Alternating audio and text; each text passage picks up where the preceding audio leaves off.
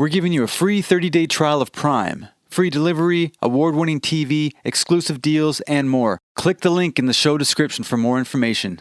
Welcome back to the Dadlife podcast. I'm Dan, and today we're going to dive into a topic that's really important, not just for us as parents, but especially for our kids. The topic of body image.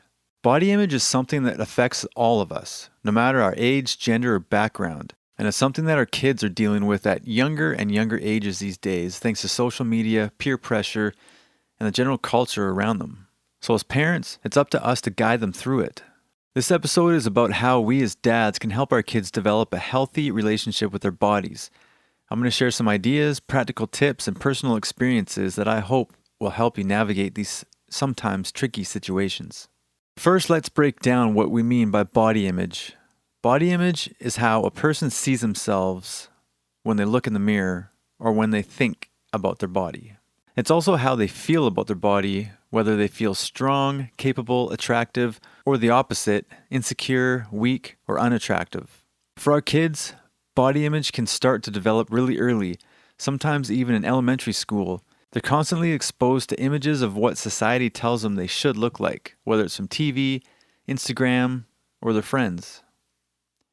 As dads, we might not always be aware of just how much this affects them. So it's important to be mindful of what's going on in their world. Now, it's crucial to realize that boys and girls are affected by body image in different ways. Girls are often pressured to be thin, to look a certain way, to have perfect skin or hair. The list goes on. Boys, on the other hand, might feel pressured to be muscular, athletic, or tall. They might worry about being too skinny or not strong enough. And it's not just physical appearance. It's the connection between their body image and their sense of self-worth. If they feel like they don't measure up to what they think they should look like, it can impact their confidence and mental health.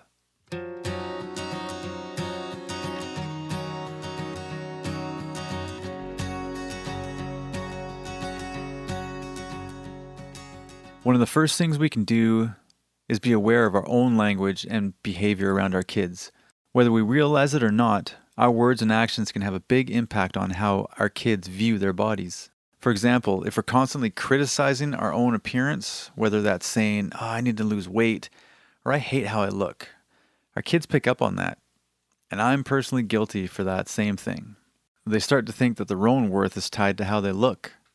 Instead, we need to model self-acceptance. That doesn't mean we don't care about being healthy, but we should focus on being strong, capable, and healthy, not just thin or muscular. So we should try shifting the focus from appearance to function. Instead of saying, I'm going to go to the gym to lose weight, you could say, I'm going to go to the gym to get stronger. This sends a message that our bodies are tools to help us live well, not just things to look at. It's important that we encourage healthy habits for the right reasons. Not just to look a certain way, but to feel good, have energy, and stay strong. One thing that your kids should know is food is fuel. It's not something to feel guilty about. And I want my kids to know that it's okay to enjoy treats, but also to understand that eating well most of the time helps them feel their best. I feel like my kids don't eat that well. We had Thanksgiving dinner last night. The kids don't eat any vegetables. They like to eat stuff like McDonald's and cookies, but I was the same way. I remember I went to summer school one year, and on the way to school, I would buy myself 2 peanut butter O'Henrys and a liter of chocolate milk, and that would be my breakfast. I do try not to eat treats though these days. The same goes for exercise. It's not about burning off calories, but about keeping your body in good working order. Maybe if they exercise, they wouldn't get all the aches and pains I have at my age. But we should avoid talking about dieting around the kids. The last thing we want is for them to associate food with guilt or shame. Instead, talk about balance, about how eating a variety of foods helps them be strong and healthy. When we make food and exercise about health, not appearance, we help our kids develop a better relationship with their bodies.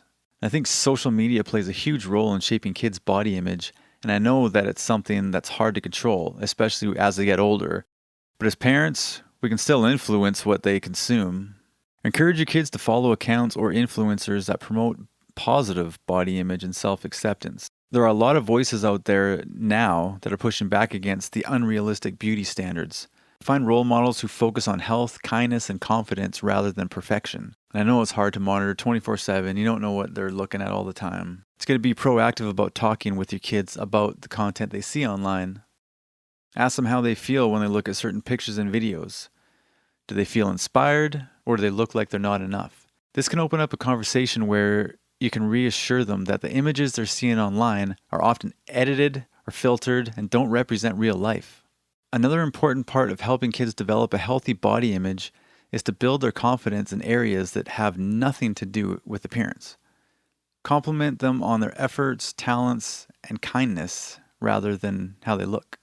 And I remember when my first was born, little baby, I used to be like, "Oh, you're so pretty." And I remember her mom kind of getting bugged that I wouldn't say like, "Oh, you're so smart," and stuff like that. And ever since she started to say that to me, I did try to include that kind of stuff.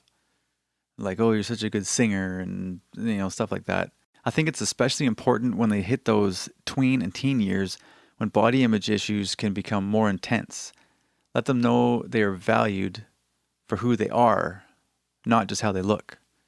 My kids like to call each other fat, and I can't stand it constantly. Like, don't say anything about your looks. And finally, the best thing we can do is just be open and honest with our kids about body image. Don't shy away from these conversations. Ask them how they feel about their bodies and really listen to their concerns. Sometimes just talking about it can make them feel a lot better. If they come to you feeling insecure, don't dismiss it or brush it off. Instead, validate their feelings and help them work through it. Let them know it's normal to feel insecure sometimes, but remind them of all the things that make them amazing beyond their appearance.